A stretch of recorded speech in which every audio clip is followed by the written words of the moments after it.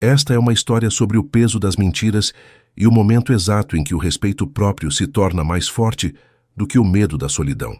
No coração de uma família que aparentava perfeição, segredos sórdidos eram guardados como relíquias, até que o desprezo se tornou insuportável. Você está prestes a acompanhar a jornada de um homem que foi levado ao seu limite e que, com apenas algumas palavras, decidiu que a verdade era a única arma capaz de libertá-lo, mesmo que isso significasse reduzir a cinzas o mundo que ele levou anos para construir. Antes de começarmos essa história incrível, não se esqueça de curtir o vídeo, se inscrever no canal e contar pra gente nos comentários de onde você está ouvindo essa história.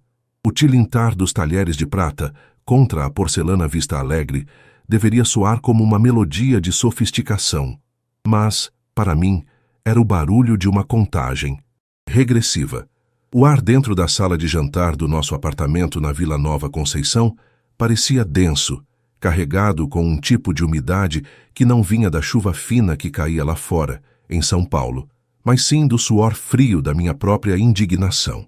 O cheiro de risoto de cogumelos e o aroma amadeirado de um vinho Malbec caro, que eu mesmo havia comprado, deveriam me abrir o apetite.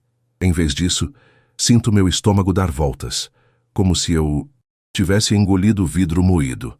Sentado à cabeceira, eu observava Clarice. Ela estava impecável, como sempre.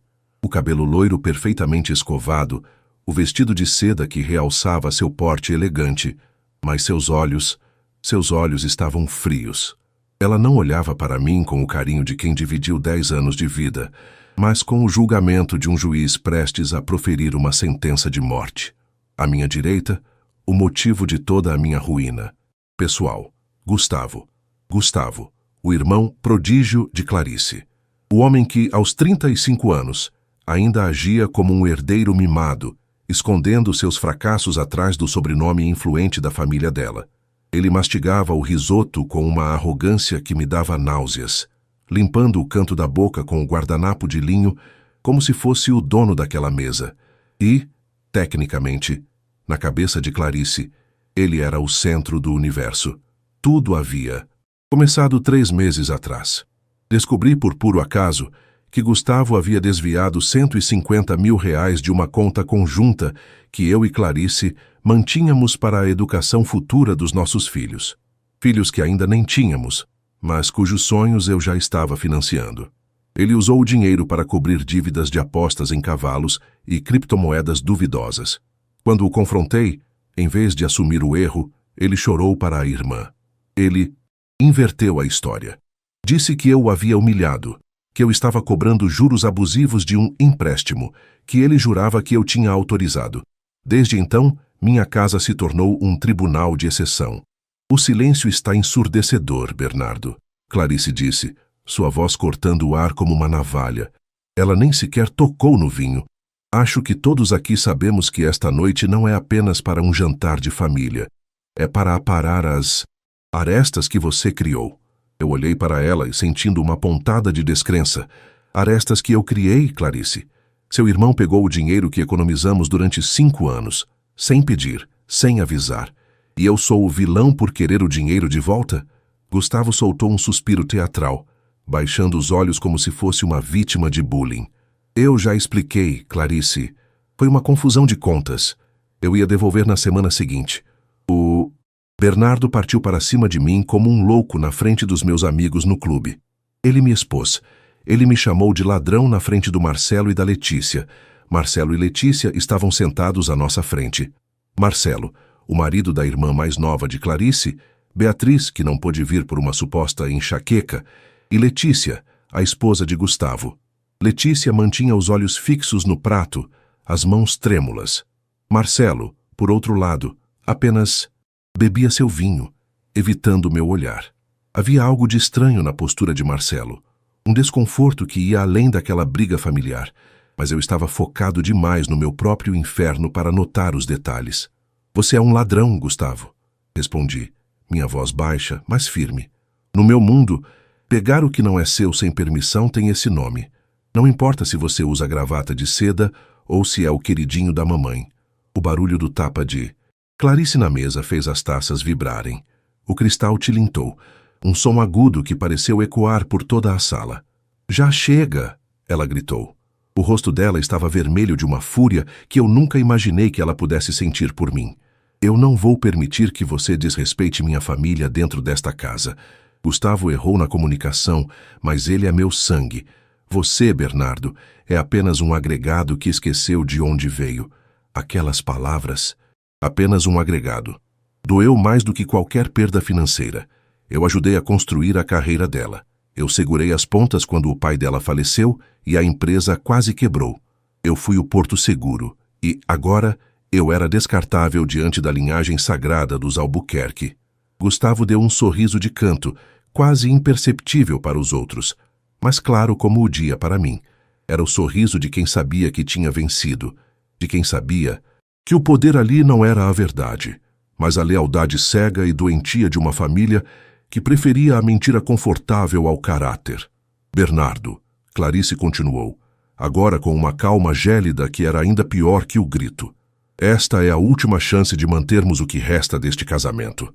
O clima está insuportável. Você vai olhar para o Gustavo agora, diante do Marcelo e da Letícia, e vai pedir perdão. Vai se desculpar por ter sido agressivo, por ter manchado a honra dele e por ter trazido esse assunto para dentro da nossa paz. Eu senti o sangue latejar nas minhas têmporas. O suor agora escorria pelas minhas costas. Eu olhei para Gustavo. Ele estava com aquela expressão de falsa humildade, esperando o meu sacrifício. Olhei para Marcelo, que parecia subitamente interessado no rótulo da garrafa. Olhei para Letícia, que parecia prestes a explodir em lágrimas. Peça perdão ao... Meu irmão agora, Bernardo, Clarice exigiu, inclinando-se para a frente. Peça perdão ao meu irmão ou saia da minha casa. A sala ficou em silêncio absoluto. Eu podia ouvir o tic-tac do relógio de parede na sala de estar. O tempo parecia ter congelado. Eu olhei para as minhas mãos sobre a mesa. Elas não estavam tremendo. Pela primeira vez em meses, eu senti uma clareza assustadora. Um peso que eu carregava. O peso de tentar ser o homem bom, ou é pacificador, ou é marido compreensivo, simplesmente evaporou. Eu não era apenas um agregado. Eu era o único homem naquela sala que ainda tinha algo chamado dignidade. E se eles queriam o espetáculo da verdade, eu daria a eles o incêndio completo. Lentamente eu empurrei minha cadeira para trás. O som da madeira rangendo contra o piso de mármore foi como um tiro de largada. Eu me levantei, ajustando meu paletó. Clarice sorriu vitoriosa por um segundo, achando que eu estava me preparando para me curvar. Gustavo inflou o peito, pronto para aceitar as desculpas que ele achava que merecia. Eu caminhei lentamente até o lado da mesa onde Gustavo estava sentado. Parei atrás dele. Senti o cheiro do perfume dele, algo importado e caro, provavelmente comprado com o meu dinheiro. Coloquei a mão no ombro dele e senti ele enrijecer.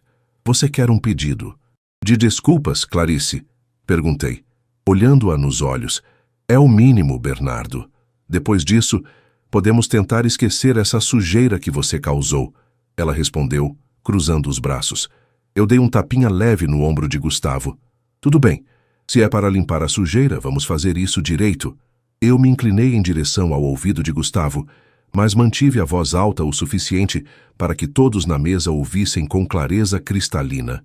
O que eu disse a seguir não foi um pedido de perdão. Foi a primeira peça de um dominó que derrubaria 3 famílias naquela mesma noite. O silêncio que se seguiu à minha frase não foi apenas uma ausência de som. Foi um vácuo de oxigênio que pareceu sugar todo o ar daquela sala de jantar luxuosa. Eu podia ouvir a chuva batendo contra as janelas de vidro duplo do 15º andar, um ruído constante e abafado que contrastava com a imobilidade estátua das pessoas à mesa. Eu ainda estava com a mão apoiada no ombro de Gustavo e pude sentir a fibra do seu paletó de linho tensionar sob os meus dedos. Ele não se mexeu. Ele nem sequer respirava. O que você disse, Bernardo?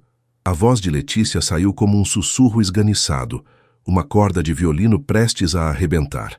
Ela olhava para o marido, Gustavo, e depois para Marcelo, que estava sentado à sua frente. Eu dei um passo para trás, cruzando os braços, sentindo uma onda de adrenalina que eu não experimentava há anos. Era uma sensação de poder purificador. Eu disse, Letícia, que o seu marido é tão esquecido quanto é mau caráter. Ele esqueceu o relógio de ouro. Aquele que o Marcelo deu para ele de aniversário no ano passado. Lembra? Na mesa de cabeceira da suíte master da minha casa no Guarujá. E a Beatriz? Bom, ela deve estar sentindo falta de um brinco de pérola. Eu o encontrei embaixo dos lençóis quando fui lá fazer uma visita surpresa na quarta-feira passada. O rosto de Marcelo, que antes estava pálido de tédio, tornou-se subitamente cinzento. Ele olhou para a própria mão, como se procurasse uma resposta na aliança de casamento. Ele conhecia aquele relógio. Era uma peça de colecionador, gravada com as iniciais de Gustavo e a data. Marcelo e Gustavo eram melhores amigos, além de cunhados, ou pelo menos era o que Marcelo acreditava. Bernardo, você está louco. Clarice se levantou, a voz trêmula de ódio e pânico. Você está inventando mentiras baixas porque não quer admitir que errou. Você está tentando destruir a minha família porque é um invejoso. Cala a boca agora e sai desta casa. Invejoso, Clarice? Eu ri, e o som da minha própria risada me pareceu estranho, quase selvagem. Eu adoraria estar inventando isso. Eu adoraria não ter visto as imagens das câmeras de segurança da entrada do condomínio Jardim Acapulco. Eu adoraria não ter visto o carro do Gustavo entrando às 10 da noite de terça e saindo só às 4 da tarde de quarta, com a sua irmã, a Beatriz, no banco do passageiro. Nesse momento, Letícia soltou um som que eu nunca vou esquecer. Não foi um choro, foi um uivo de dor contida. Ela olhou para Gustavo, esperando uma negação, um grito de inocência, qualquer coisa. Mas Gustavo continuava olhando para o nada, o suor agora escorrendo visivelmente pelas suas costeletas bem aparadas. Ele sabia que eu tinha as provas. Ele conhecia o sistema de segurança que eu mesmo instalei naquela casa. Gustavo? Letícia perguntou, a voz subindo de tom. Gustavo, olha para mim. Diz que ele está mentindo. Diz que você não levou a Beatriz para a casa dele. Letícia, calma. O Bernardo está fora de si. Ele está tendo um surto. Gustavo começou a gaguejar, mas a voz dele não tinha convicção. Era a voz de um homem que via o chão se abrir sob seus pés. Um surto? Marcelo interveio. Sua voz agora era um rosnado baixo e perigoso. Ele se levantou lentamente, a cadeira sendo empurrada para trás com um estrondo. Na terça passada, a Beatriz me disse que ia passar a noite na casa da sua mãe, Clarice. Ela disse que você estaria lá com ela porque ela estava deprimida. O olhar de Marcelo se voltou para Clarice, que empalideceu instantaneamente. O silêncio dela foi a confirmação final. A traição não era apenas de Gustavo e Beatriz. Era um esquema de acobertamento que envolvia a minha própria esposa. Clarice não era apenas uma irmã leal. Ela era arquiteta daquela imundície. Ela usava a nossa propriedade, o nosso refúgio de descanso, para facilitar as escapadas do irmão com a outra irmã, enquanto o marido desta, Marcelo, trabalhava até tarde no escritório de advocacia. Você sabia, Clarice? Perguntei, sentindo o gosto metálico da decepção na boca. Você deu as chaves para eles? Você mentiu para o Marcelo para ajudar o Gustavo a trair a Letícia com a própria irmã? Eu fiz isso pela felicidade deles, Clarice gritou, perdendo completamente a compostura. A máscara de elegância da Vila Nova Conceição caiu, revelando algo feio e distorcido. O Marcelo nunca deu atenção para a Beatriz. O Gustavo e ela sempre se entenderam melhor. Eu não podia deixá-lo sofrer. Aquelas palavras foram o estopim. Letícia se levantou e, em um movimento rápido, agarrou a taça de vinho tinto de Clarice e atirou o conteúdo diretamente no rosto da cunhada. O líquido bordô escorreu pelo vestido de seda branca de Clarice, parecendo sangue. Sua nojenta, Letícia gritou, as lágrimas agora correndo livremente. Vocês são todos uns monstros. Gustavo, eu nunca mais quero ver a sua cara. Eu vou tirar tudo de você, cada centavo, cada herança que você acha que tem direito. Letícia saiu correndo da sala, pegando apenas a bolsa no aparador. O som da porta principal batendo ecoou por todo o apartamento, marcando o fim do primeiro casamento. Marcelo não gritou. Ele apenas olhou para Gustavo com um desprezo tão profundo que parecia capaz de queimar a pele. Você era meu irmão, Gustavo. Eu confiei em você. Eu te ajudei quando você estava na lama. Marcelo, me escuta. Gustavo tentou se levantar, estendendo a mão. Marcelo não esperou. Ele desferiu um soco certeiro no nariz de Gustavo, que caiu para trás, derrubando a cadeira e batendo com a cabeça no buffet de madeira maciça. O barulho do impacto foi seco. Gustavo gemeu, o sangue começando a manchar o tapete persa que Clarice tanto se orgulhava de possuir. Sem dizer mais uma palavra, Marcelo limpou a mão no guardanapo, olhou para Clarice com nojo e saiu pelo corredor. O segundo casamento estava em ruínas. Agora, éramos apenas eu e Clarice, na sala ensanguentada de vinho e mentiras. Gustavo estava no chão, segurando o rosto, resmungando algo ininteligível. Você está feliz agora, Bernardo? Clarice perguntou, a voz gélida, enquanto tentava limpar o vinho do rosto com as mãos trêmulas. Você destruiu a minha família. Você arruinou tudo. Eu não destruí nada, Clarice, respondi, caminhando até a cabeceira e pegando o meu celular. Eu apenas acendi a luz. Quem trouxe a sujeira para dentro de casa foram vocês. E quanto a sair da sua casa, eu sorri, um sorriso frio que ela não reconheceu. Eu já liguei para o meu advogado antes do jantar. O contrato de aluguel e as prestações deste apartamento estão no nome da minha holding. Você tem até amanhã de manhã para pegar suas roupas e o seu irmão ferido e sair daqui. Eu vou passar a noite em um hotel. Quando eu voltar, não quero sentir o cheiro do seu perfume nesta sala. Eu me virei para sair, mas parei na porta. Por um segundo. Olhei para o relógio de pulso. Eram apenas 9 da noite. Em 30 minutos, eu havia desmantelado uma rede de mentiras que durava anos. Ah, e Clarice. Chamei sem olhar para trás. O risoto estava excelente. Uma pena que ninguém teve estômago para terminar. Saí do apartamento e senti o ar fresco do corredor do prédio. Pela primeira vez em meses, meu peito não doía. Mas eu sabia que isso era apenas o começo. Gustavo não era o tipo de homem que aceitava a derrota em silêncio. E Clarice tinha contatos que poderiam tornar a minha vida um inferno jurídico. A guerra estava declarada e eu precisava me preparar para o próximo golpe. A chuva em São Paulo tem um som particular quando você a ouve de dentro de um carro parado, no meio do trânsito da Marginal Pinheiros, às 10 da noite. É um chiado constante, metálico, que parece querer lavar. Não apenas a poluição do asfalto, mas também as manchas invisíveis que carregamos na alma. Eu estava no banco de trás de um carro de aplicativo, com a cabeça encostada no vidro frio, vendo as luzes dos prédios se tornarem borrões amarelados e vermelhos. Eu não tinha levado nada além da minha carteira, o celular e a chave da minha dignidade, que agora parecia pesar toneladas no meu bolso. O motorista, um senhor de cabelos brancos que ouvia uma rádio de notícias em volume baixo, não disse uma palavra. Ele deve ter percebido pelo meu estado, o terno levemente desalinhado, o olhar perdido e o silêncio absoluto, que eu acabara de sair de um campo de batalha. E ele estava certo. O apartamento na Vila Nova Conceição, que eu decorei com tanto esmero, escolhendo cada peça de mobiliário moderno e cada quadro de artistas brasileiros contemporâneos, agora me parecia um museu de horrores.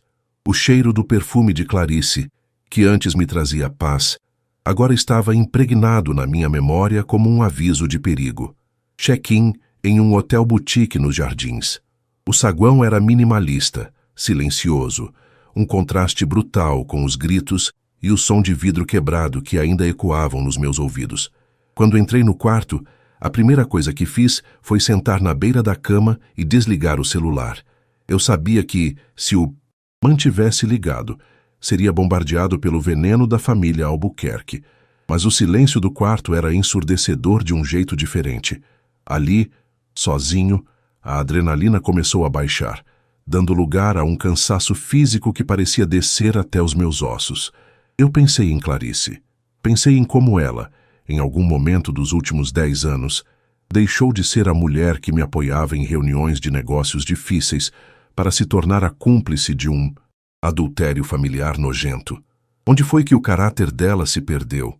Ou será que ele nunca esteve lá e eu apenas fui cego pela vontade de pertencer a algo maior. Os Albuquerque sempre se venderam como a elite moral da cidade, frequentadores de colunas sociais e eventos de caridade. Por baixo da seda e do linho, porém, o que havia era uma podridão hereditária. Na manhã seguinte, o sol nasceu pálido entre os prédios cinzas. Eu acordei, antes do despertador, com o gosto amargo do café de hotel na boca e uma determinação que eu não sabia que possuía. Liguei o celular. Foram 42 chamadas perdidas e mais de 100 mensagens. A maioria era de Dona Helena, a matriarca da família, a mãe de Clarice.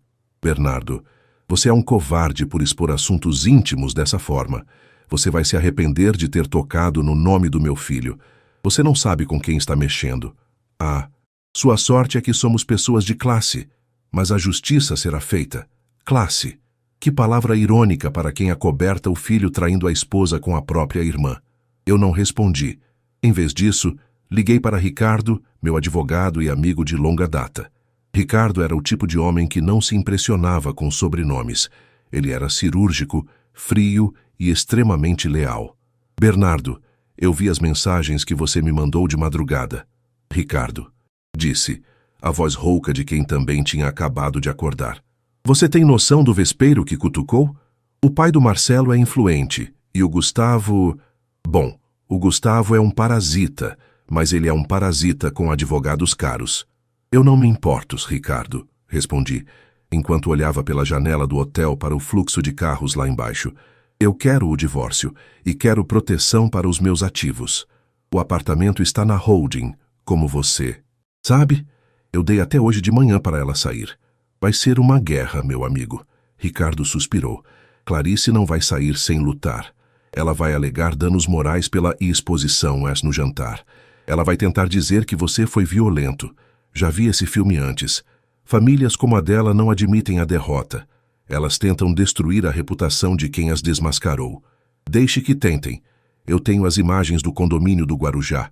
Tenho os registros de entrada e saída. E tenho algo que eles não têm. A verdade que o Marcelo e a Letícia agora conhecem. Me encontrei com Ricardo 2 horas depois em um café discreto em Pinheiros. Ele trouxe uma pasta com os documentos da nossa holding patrimonial. Enquanto ele explicava os trâmites, eu sentia uma náusea crescente. Ver minha vida resumida em planilhas e cláusulas de rescisão matrimonial era deprimente. Mas foi no meio daquela conversa técnica que Ricardo soltou a bomba que eu não esperava. Bernardo, eu estava revisando os fluxos de caixa da holding, aquela conta que você e a Clarice usavam para investimentos de longo prazo. Você notou alguma movimentação estranha, além dos 150 mil que o Gustavo pegou? Meu coração acelerou. Não. Por quê? Ontem à tarde, poucas horas antes do jantar, houve uma tentativa de transferência de mais 400 mil reais para uma conta em nome de uma empresa de fachada em Curitiba. O banco bloqueou por suspeita de fraude, mas a senha usada foi a da Clarice. Eu me recostei na cadeira, sentindo o mundo girar. Ela não estava apenas protegendo o irmão, ela estava limpando o terreno para me deixar. O jantar não era apenas uma tentativa de me fazer pedir perdão. Era uma armadilha para me manter distraído enquanto ela terminava de esvaziar nossos cofres. A exigência de perdão era uma prova de lealdade extrema que, se eu aceitasse, daria a ela o tempo necessário para o banco liberar os fundos. Ela ia fugir, Ricardo? Perguntei, a voz falhando por um momento. Ou financiar a fuga do Gustavo. Letícia pediu o bloqueio das contas dele hoje cedo, mas ele já tinha quase nada. O dinheiro que ele roubou de você já sumiu em apostas. Clarice estava tentando salvar a pele dele. E a dela, às suas custas, saí do café com uma fúria renovada. O que antes era apenas uma decepção amorosa e familiar, agora se tornara um caso de polícia. Eu não ia apenas me divorciar. Eu ia garantir que a honra dos Albuquerque fosse enterrada sob o peso da própria ganância deles. Peguei um táxi de volta para o apartamento da Vila Nova Conceição. Eram 11 da manhã. O prazo que eu dei havia expirado. Eu esperava encontrar o lugar vazio, ou talvez Clarice chorando pelos cantos. Mas o que encontrei ao abrir a porta foi algo muito mais sinistro. Gustavo estava sentado no meu sofá, com um curativo no nariz, e um copo do meu uísque mais caro na mão. Ele não parecia um homem derrotado. Ele parecia um homem que tinha um plano. E se ao lado dele, Clarice não estava fazendo malas. Ela estava ao telefone, falando com uma voz calma e autoritária que eu nunca tinha ouvido antes. Ele chegou. Ela disse para quem quer que estivesse do outro lado da linha, desligando o celular e olhando para mim com um sorriso de escárnio. Você achou mesmo que ia nos expulsar daqui com tanta facilidade, Bernardo? Você esqueceu que, neste país, quem tem os melhores amigos nos lugares certos nunca perde a casa. O que você está fazendo aqui, Gustavo? Perguntei, ignorando o tom dela. Eu mandei você sair, e eu decidi ficar. Gustavo respondeu, levantando o copo em um brinde irônico. A Clarice acabou de registrar um boletim de ocorrência online por violência doméstica. Ela disse que você a ameaçou fisicamente ontem à noite e que expulsou ela e o irmão ferido sob coação. Sabe o que isso significa? Uma medida protetiva. Em poucos minutos, a polícia vai chegar aqui, mas não para nos tirar. Eles vão tirar você. O sangue sumiu do meu rosto. A audácia deles era sem limites. Eles iam usar uma lei feita para proteger mulheres vítimas de abusos reais, para me manter fora da minha própria propriedade e ganhar tempo. Você não teria coragem, Clarice, sussurrei. Você me subestimou, Bernardo, ela respondeu, caminhando até mim e parando a poucos centímetros. O cheiro do perfume dela agora era sufocante. Você destruiu o meu status social ontem. Agora, eu vou destruir a sua liberdade. Eu ouvi o som da sirene lá embaixo. O plano deles estava em curso. Mas o que eles não sabiam é que eu não tinha vindo sozinho, e eu não tinha vindo despreparado. O som do interfone tocando foi como uma martelada no peito. O toque era insistente, estridente, cortando o silêncio pesado daquela sala que, poucas horas antes, era o cenário de um jantar de luxo e agora parecia uma antecâmara do inferno. Clarice se afastou de mim, recompondo a postura com uma rapidez assustadora. Ela passou a mão pelos cabelos, limpando uma lágrima imaginária com o polegar, transformando-se instantaneamente na imagem da vulnerabilidade. Gustavo, por sua vez, recostou-se no sofá com um sorriso cínico, segurando o copo de uísque como se estivesse assistindo a uma peça de teatro, da qual ele era o diretor. Pode subir, seu Jefferson, Clarice disse ao porteiro pelo viva-voz, a voz trêmula, carregada de um pavor ensaiado. Por favor, peça para os policiais virem rápido. Eu estou com medo. Ela desligou e me olhou. Não havia medo naqueles olhos cor de mel. Havia um triunfo gélido. Você teve sua chance de sair por cima, Bernardo. Agora vai sair algemado. Vamos ver como a sua reputação de executivo do ano sobrevive a uma manchete sobre violência doméstica. Eu não respondi. Senti meu sangue ferver, mas mantive as mãos nos bolsos. Eu sabia que qualquer movimento brusco, qualquer grito, seria usado contra mim.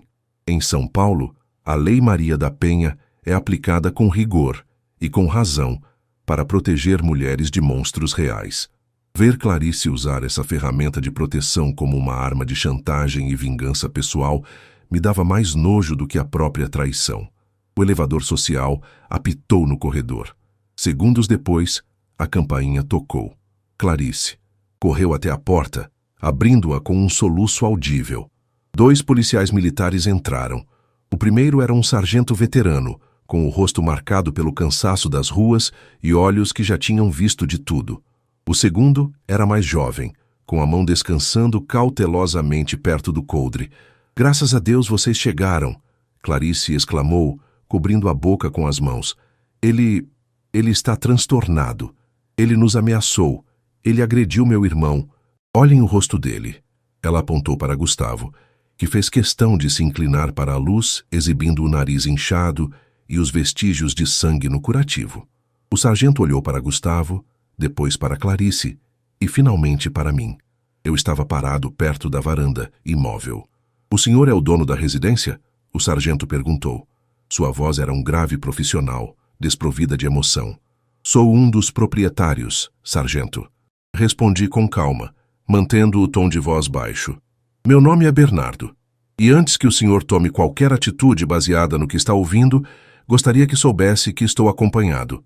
Nesse momento, Ricardo, meu advogado, saiu da pequena biblioteca que ficava logo na entrada do apartamento. Eu o tinha chamado assim que saí do hotel, pedindo que ele me encontrasse no saguão e subisse pelo elevador de serviço, caso algo desse errado. Ele estava com seu tablet em mãos e uma expressão de quem estava pronto para uma autópsia. "Bom dia, sargento. Ricardo Mendes, OAB São Paulo", ele disse, apresentando a carteira funcional. "Sou o advogado do Sr. Bernardo." Estávamos justamente aguardando a chegada da autoridade policial. Clarice empalideceu por um segundo, mas logo recuperou o fôlego. "Isso não importa. Ele bateu no meu irmão. Ele disse que ia me matar se eu não saísse de casa. Eu quero uma medida protetiva agora." O sargento olhou para Ricardo, depois para mim. "Sr. Bernardo, o senhor agrediu o Sr. Gustavo?" "Sim", respondi honestamente. "Ontem à noite, após descobrir que ele estava desviando dinheiro da minha holding e mantendo um caso extraconjugal com a outra irmã da minha esposa, na minha própria casa de praia. Houve um desentendimento físico, mas eu não ameacei a Sra. Clarice em nenhum momento." "Mentira!" Gustavo gritou, levantando-se do sofá. "Ele é um maníaco. Ele surtou porque está falindo e quer culpar a família." "Sargento", Ricardo interveio, deslizando o dedo pela tela do tablet. "Antes de prosseguirmos com qualquer registro de agressão ou medida protetiva, eu gostaria que os senhores assistissem a algo. Este apartamento, como é de conhecimento da administração do condomínio e consta na escritura, possui um sistema de monitoramento interno de segurança por vídeo e áudio em todas as áreas comuns, incluindo esta sala de jantar e o hall de entrada."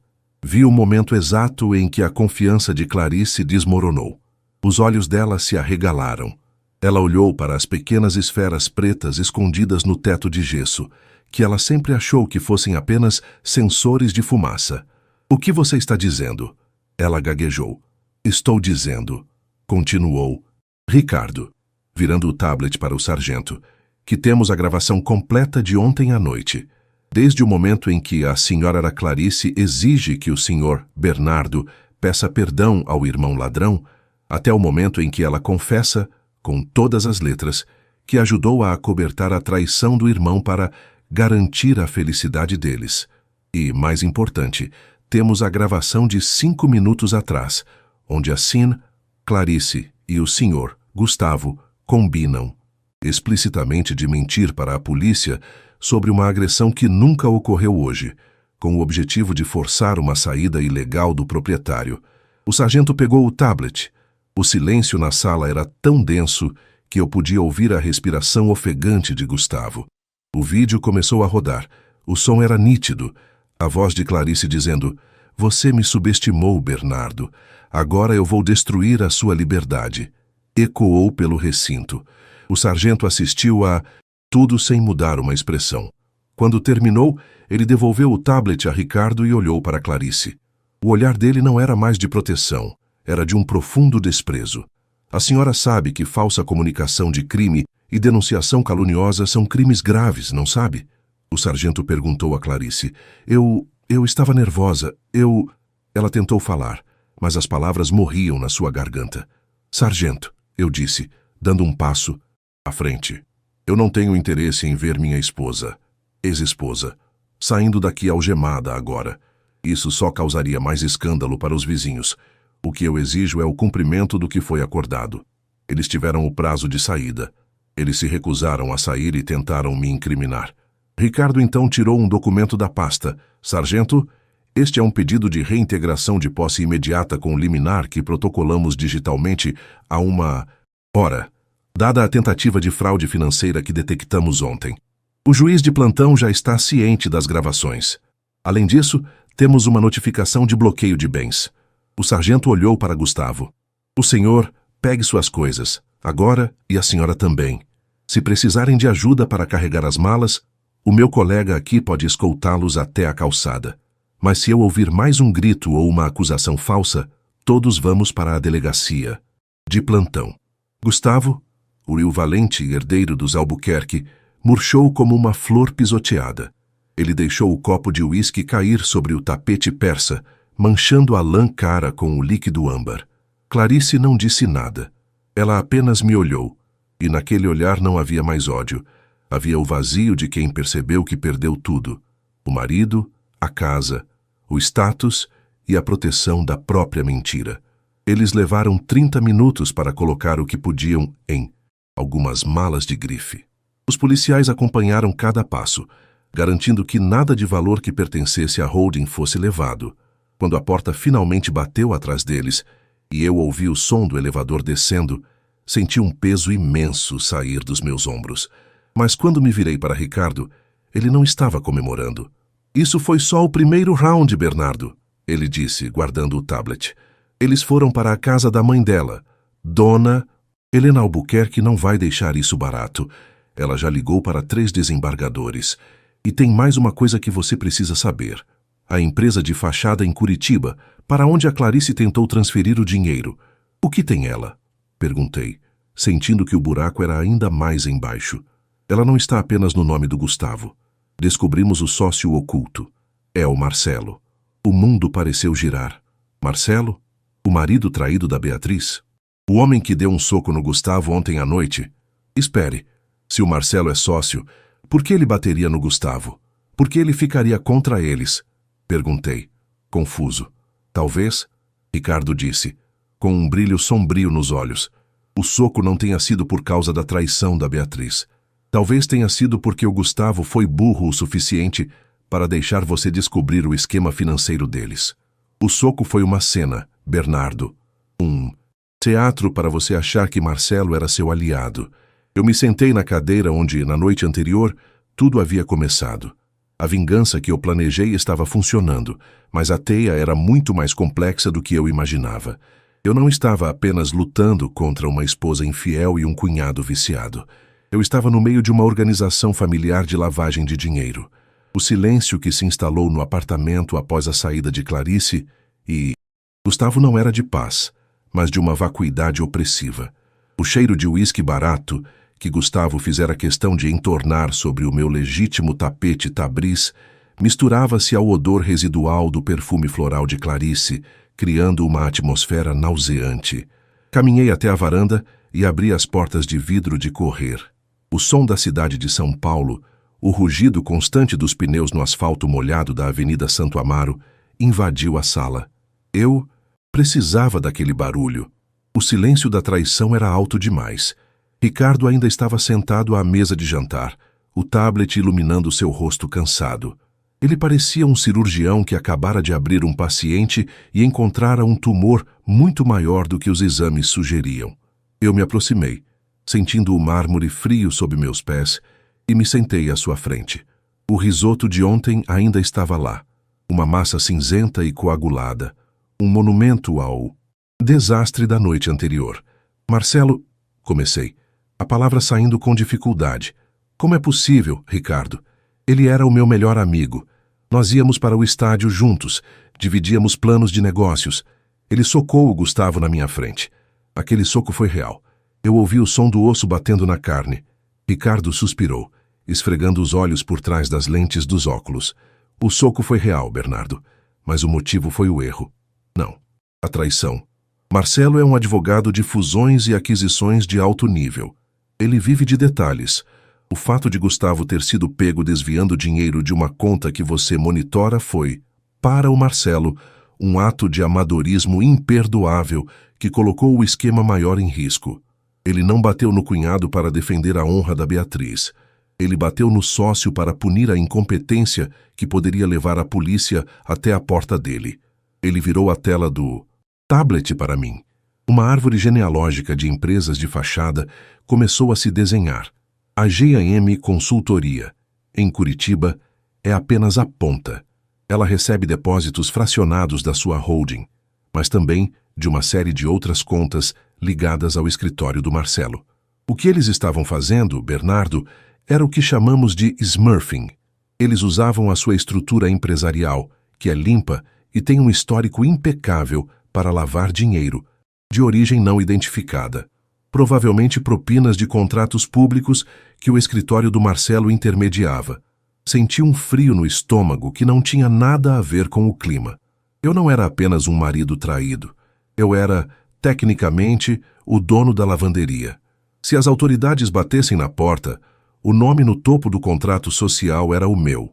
Clarice não estava apenas me traindo com o silêncio sobre o irmão. Ela estava me usando como um escudo humano financeiro. E a Clarice? Perguntei, a voz falhando. Ela sabia de tudo? A senha dela foi usada para tentar transferir os 400 mil reais para a G&M logo após o confronto no Guarujá.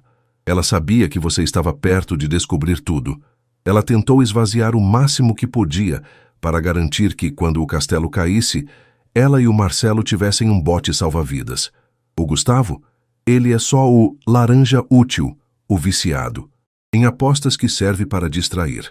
Se alguém perguntasse sobre dinheiro sumindo, todos apontariam para o cunhado problemático. Enquanto isso, o Marcelo e a Clarice operavam nos milhões. Eu me levantei e fui até a cozinha.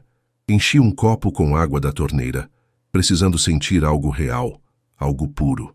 A água estava gelada, mas não conseguiu aplacar o fogo que crescia no meu peito. Era uma mistura de ódio e uma estranha euforia.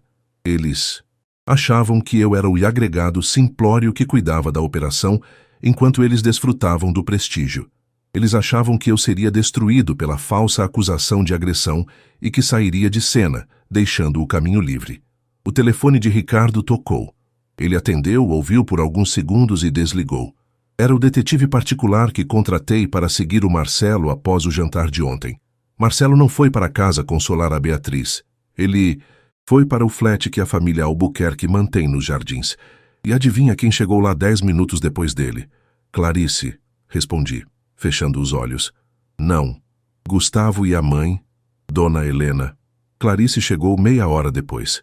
Eles estão todos reunidos lá agora. Bernardo, eles estão fechando fileiras.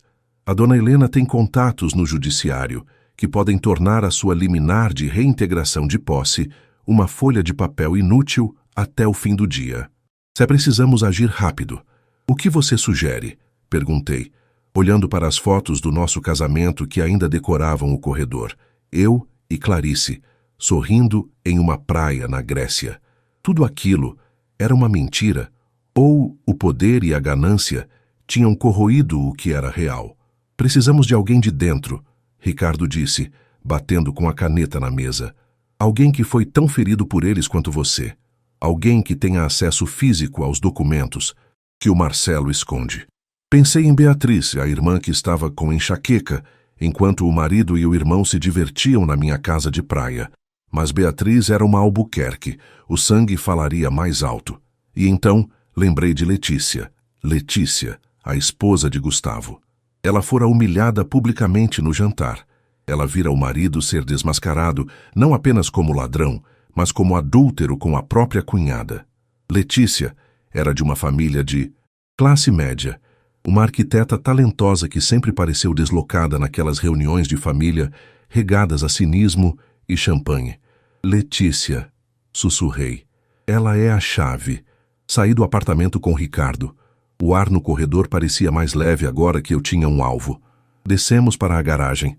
Peguei o meu carro, um SUV robusto que eu amava dirigir para aliviar o estresse, e saí em direção ao apartamento de Letícia, em Pinheiros.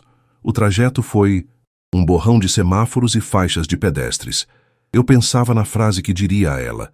Eu não podia chegar como uma vítima, eu precisava chegar como um aliado em uma guerra de sobrevivência.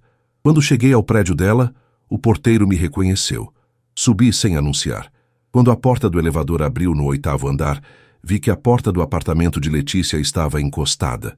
O som de soluços baixos vinha lá de dentro, junto com o ruído de coisas sendo jogadas dentro de malas. Entrei devagar. O apartamento era moderno, cheio de plantas e luz, mas agora parecia um cenário de despejo.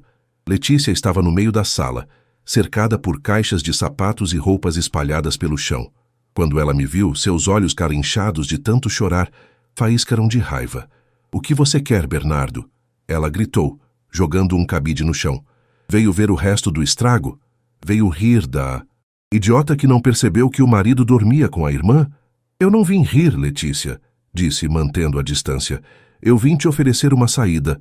O Gustavo te traiu, mas o Marcelo e a Clarice te usaram.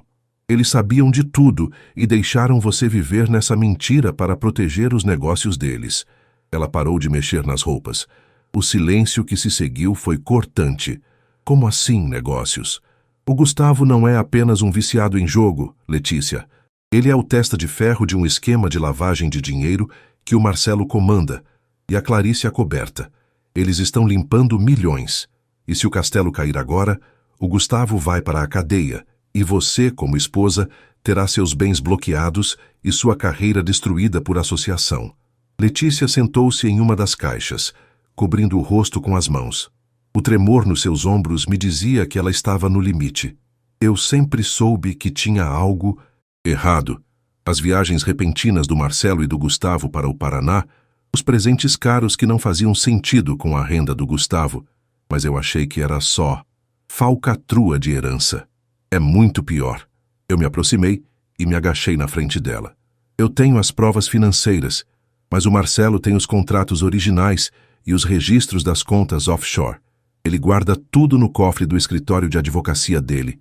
E eu sei que você tem a chave reserva que ele deu para o Gustavo, caso houvesse uma emergência familiar. Letícia levantou a cabeça. Suas lágrimas haviam secado, substituídas por uma frieza que eu nunca vira nela. Era o olhar de uma mulher que não tinha mais nada a perder. O Marcelo é paranoico.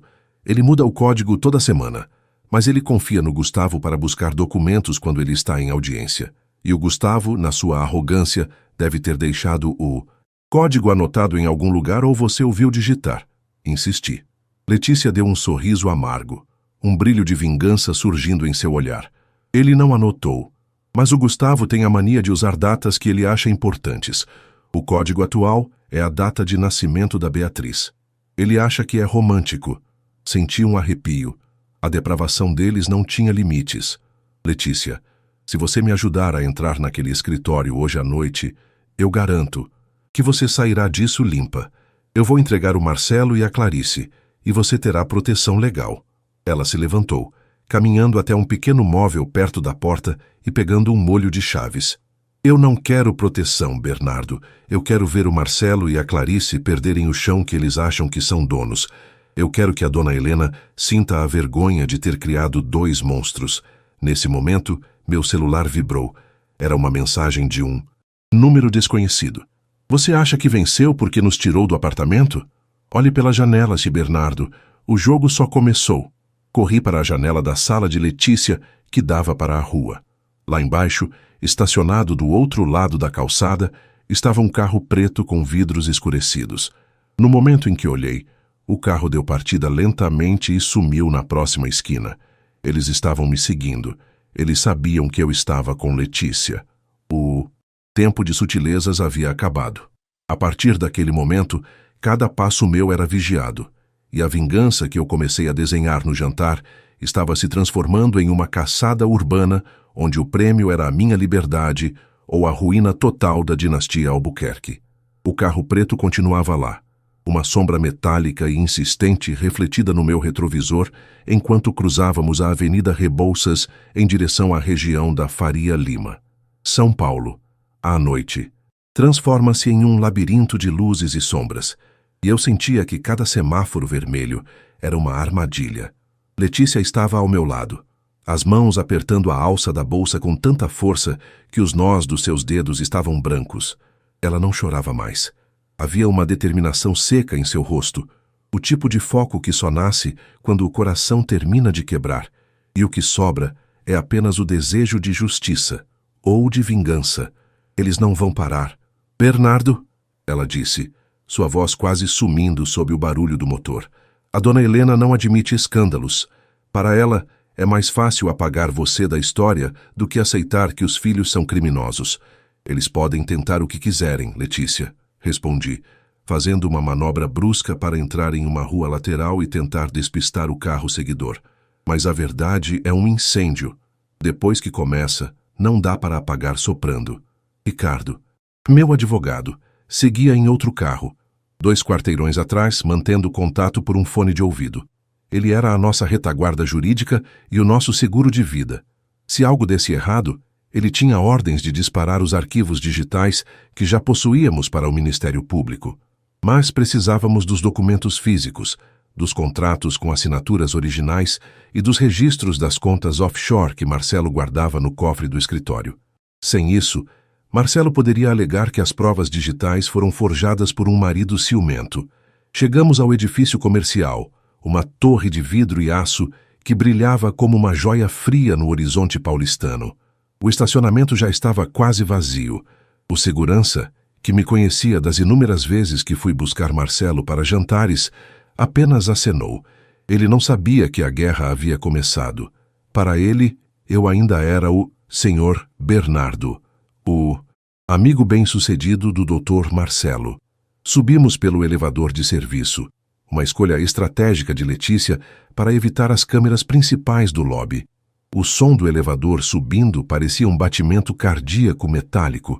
No 30º andar, as portas se abriram para um corredor silencioso, com cheiro de cera de assoalho e café requentado. O escritório de Marcelo era o reflexo do seu ego. Portas de carvalho maciço, obras de arte abstratas nas paredes e uma vista panorâmica da cidade que parecia estar aos seus pés. Letícia tirou o molho de chaves. A mão dela tremeu por um segundo ao tocar a fechadura, mas ela respirou fundo e girou a chave. O estalo da tranca soou como um tiro no silêncio do escritório. Lá dentro, tudo estava na mais perfeita ordem. A mesa de Marcelo, de vidro temperado, não tinha um papel fora do lugar. Era a mesa de um homem que controlava cada detalhe. Fomos direto para a sala de arquivos, um anexo blindado, onde o cofre estava escondido atrás de uma estante de livros jurídicos falsos. A data de nascimento da Beatriz, sussurrei, enquanto Letícia se aproximava do teclado numérico. Ela digitou os números, 140792. Um bip agudo soou, seguido pelo ruído mecânico de trincas se abrindo. A porta do cofre cedeu. Senti uma onda de náusea ao ver a ironia. O segredo da fortuna ilegal de Tirassa. Marcelo estava protegido pela data da mulher que ele usava para atrair a própria família e a mim. Lá dentro, não havia apenas dinheiro. Havia pastas pretas, meticulosamente organizadas. Começamos a vasculhar. Encontrei os contratos da G&M Consultoria. Encontrei registros de transferências para contas no Panamá e nas Ilhas Virgens. Mas foi uma pasta azul, no fundo do cofre, que fez meu sangue congelar. O título era Projeto Saída. Dentro dela, havia fotos minhas. Fotos saindo do trabalho, fotos na academia, fotos almoçando com clientes. E junto com as fotos, um documento de divórcio já redigido, datado de 6 meses atrás, onde eu abri a mão de quase todos os ativos da holding em troca de uma cláusula de confidencialidade. Eles planejavam isso há meses, Letícia, eu disse, mostrando os papéis a ela. O jantar de ontem não foi um erro de percurso. Foi o pretexto que eles precisavam para ativar isso. Se eu tivesse pedido perdão ao Gustavo, eles teriam usado a minha admissão de culpa e agressividade para me forçar a assinar isso sob chantagem. Bernardo, olhe isso, Letícia me chamou, apontando para um envelope pardo. Abri o envelope. Dentro, havia uma série de recibos de pagamentos em dinheiro vivo para um nome que eu reconheci imediatamente. Dr. Arnaldo Silveira, o juiz que deveria assinar a minha reintegração de posse. Eles o estavam subornando para garantir que eu fosse expulso do apartamento e que o processo de divórcio corresse em segredo de justiça, sob o controle deles. Nesse momento, as luzes da sala de arquivos se acenderam de uma vez. O brilho repentino me cegou por um instante. Vocês realmente acharam que seria tão fácil? A voz de Marcelo era calma, quase entediada. Ele estava parado à porta, encostado no batente, com as mãos nos bolsos do paletó caro. Ao lado dele, Clarice. Ela não parecia mais a mulher fragilizada que saiu do apartamento escoltada pela polícia. Ela estava usando um sobretudo preto, o rosto gélido, segurando um celular que brilhava com uma luz vermelha. Ela estava gravando. "O que você está fazendo aqui, Marcelo?" perguntei, colocando-me à frente de Letícia. "Eu trabalho aqui, Bernardo. Lembra?" Ele deu um passo para dentro, os sapatos de couro brilhando sob a luz fluorescente. "Já você e a Letícia, vocês acabaram de cometer invasão de propriedade, roubo de documentos confidenciais e violação de segredo profissional." Segredo profissional sobre lavagem de dinheiro e suborno de magistrados. Retruquei, levantando a pasta azul. O jogo acabou, Marcelo. Eu tenho tudo aqui. O projeto Saída vai virar o seu projeto de entrada na penitenciária de Tremembé. Clarice soltou uma risada curta e amarga. Você é tão ingênuo, Bernardo. Você acha que papéis significam algo em um mundo de influências? Quem você acha que a polícia vai acreditar? No executivo que está sendo processado por violência doméstica e que invadiu um escritório de advocacia no meio da noite? Ou no Dr. Marcelo Albuquerque, um dos advogados mais respeitados do Estado? A gravação da agressão fake já está com o Ricardo, eu disse. O Ricardo? Marcelo sorriu, e foi um sorriso que me gelou a espinha. Aquele advogado de porta de cadeia que você chama de amigo? O Ricardo está, neste exato momento, sendo detido em uma blitz na Marginal. Parece que encontraram uma quantidade considerável de substâncias ilícitas no porta-malas dele. Coisa plantada, claro. Mas vai levar dias, talvez semanas, para ele provar a inocência. Até lá ele está incomunicável. Eu senti o chão sumir. Eles tinham pensado em tudo. Eles não estavam apenas me seguindo. Eles estavam desmantelando qualquer apoio que eu pudesse ter. E quanto a você, Letícia? Marcelo se voltou para a esposa de Gustavo. Sua família ainda depende do contrato de consultoria que eu dei para o seu pai, não é? Seria uma pena se esse contrato fosse cancelado amanhã por sua falta de ética da filha dele. Letícia deu um passo à frente, tremendo, mas não de medo. Era de fúria. Você é um monstro, Marcelo. Você e essa família são um câncer. Pode ser. Marcelo deu de ombros. Mas somos um câncer com quimioterapia paga. Agora, Bernardo, devolva essa pasta. Saia daqui agora e, talvez, eu convença a Clarice a não prestar queixa pela invasão. Você assina o divórcio amanhã, abre mão da holding e some de São Paulo. É a sua única chance de não passar os próximos 10 anos apodrecendo em uma cela enquanto nós continuamos a nossa vida. Eu olhei para os documentos na minha mão.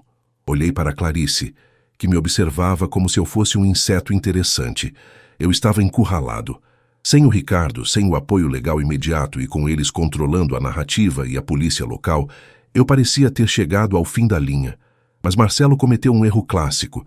Ele achou que eu era como ele, um homem que só agia dentro das regras que podia manipular. Ele esqueceu que eu não tinha mais nada a perder. Minha casa, meu casamento, meu melhor amigo, tudo já tinha sido incinerado. Você tem razão, Marcelo, eu disse, fechando a pasta lentamente. Papéis podem ser destruídos, influências podem ser compradas, mas há algo que você esqueceu. Eu tirei o meu próprio celular do bolso de dentro do paletó. Sabe? Porque eu entrei pela porta de serviço e usei o elevador de carga. Porque eu precisava de tempo para configurar o roteador do seu escritório. Eu não estou apenas gravando esta conversa, Marcelo. Eu estou em uma transmissão ao vivo. Apontei para a pequena câmera de segurança que eu mesmo havia instalado na estante de livros falsos, minutos antes de eles entrarem. Há 5.000 pessoas assistindo a isso agora no meu canal de denúncias financeiras. E assim, entre elas, estão 3 jornalistas de investigação que eu conheci na época em que fui diretor da Bolsa. Eles não podem ser comprados pela dona Helena. E eles acabaram de ver você admitir o suborno do Dr. Arnaldo e a armação contra o Ricardo. O rosto de Marcelo mudou. O cinismo deu lugar a um pavor cinzento. Clarice baixou o celular, a mão tremendo visivelmente. Desliga isso agora, Bernardo, Marcelo gritou, avançando em minha direção. Tarde demais, respondi, sentindo o gosto doce da vitória. A internet é eterna, Marcelo, e a sua queda vai ser em tempo real. O silêncio que se seguiu à minha revelação não foi apenas a ausência de vozes, mas o som do colapso de uma dinastia. Marcelo ficou paralisado, a mão estendida no ar, como se tentasse agarrar as palavras que acabara de proferir, tentando desesperadamente puxá-las de volta para o vazio. Mas o mundo digital não perdoa e não retrocede. Eu podia ver o brilho da tela do meu celular refletido nas lentes dos óculos dele, um brilho que agora representava a sua sentença. Clarice, ao meu lado, parecia ter envelhecido 10 anos em 10 segundos.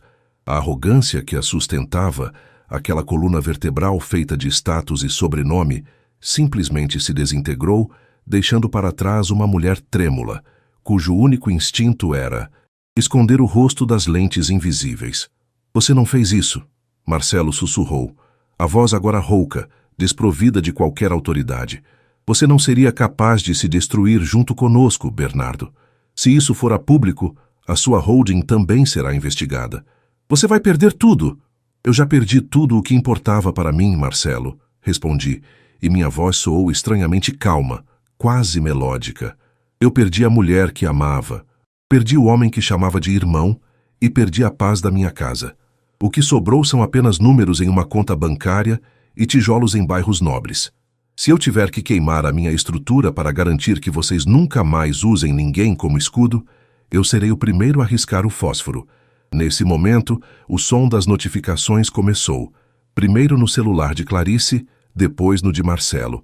Eram as mensagens chegando. Amigos, sócios, jornalistas curiosos. O vídeo estava circulando pelos grupos de WhatsApp da elite paulistana como um rastro de pólvora em um campo seco.